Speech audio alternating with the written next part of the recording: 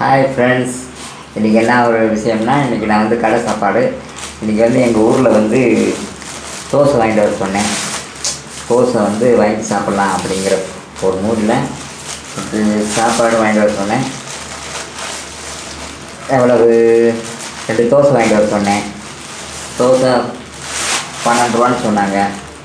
12 ரூபாங்கிறதுனால 2 தோசை வாங்கிட்டு வர சொன்னேன். எப்படி வாங்கிட்டு வந்திருக்காங்களா அப்படிங்கிறத இப்போ முன்னாலே பிரிப்போம். சரியா? வாவ்! எங்கள் ஊரில் இப்படி தான் இலையை வச்சு கட்டி கொடுப்பாங்க. இலை இல்லைன்னா பிளாஸ்டிக் கவர் இருக்கும். இதில் என்றைக்கு எவ்வளோ என்ன இருக்குன்னு பார்ப்போம்.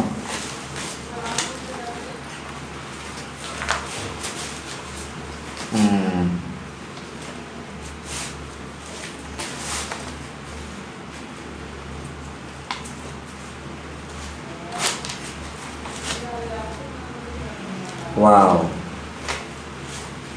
பார்த்தீங்கன்னா சாப்பாடு எப்படி இருக்குன்னு.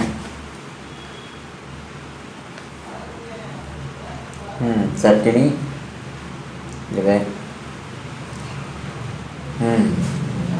தோசை இதே எப்படி இருக்குன்னு வெறும் தோசையை பார்த்துக்குருவோம். சட்னி அதிலே வச்சு கொடுத்துருக்காங்க. எங்கள் ஊரில் வந்து அந்த தனியாக கட்டி கொடுக்குற பழக்கம்லாம் கிடையாது. மற்ற ஊரில் மாதிரிலாம் இல்லை. அதை உள்ளே வச்சு அப்படியே கொடுத்துருவாங்க. இப்போ முதல்ல வந்து வெறும் தோசையை சாப்பிட்டு பார்ப்போம்.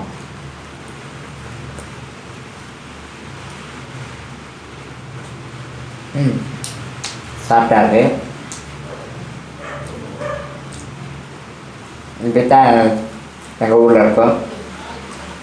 தோசை பரவாயில்ல, பிடிக்கிற மாதிரி பிடிப்பு அதெல்லாம் இருக்குது.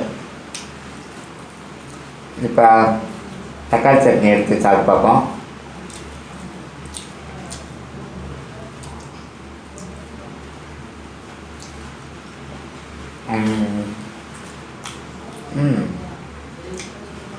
ஓகே. 12 ரூபாய்க்கு உங்கள் ஊரில் இது மாதிரி தோசை கிடைக்குமா அப்படிங்கிறத பார்த்துக்கிங்க.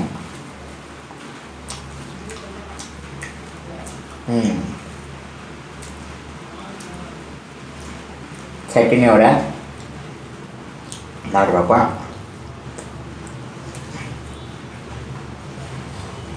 நல்ல உழப்பு.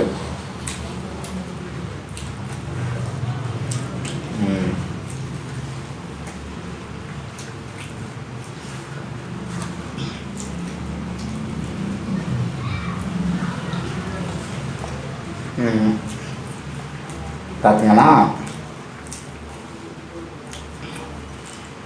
அந்த சட்னிலே ஊறி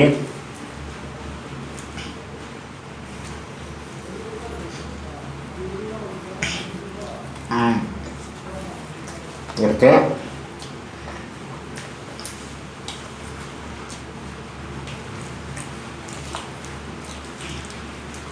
குழம்பு இப்போ இருக்குண்டாமா.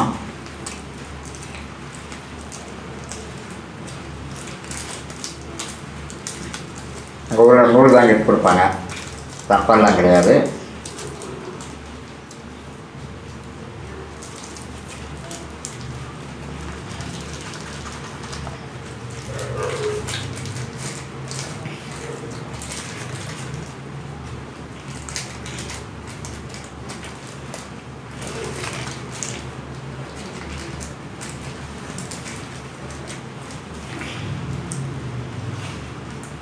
தண்ணியாக தான் இருக்கும். பார்த்தீங்களா? சாம்பார்லாம் உள்ள காயெல்லாம் இருக்காது. இதில் கட்டி வச்சுருவோம்.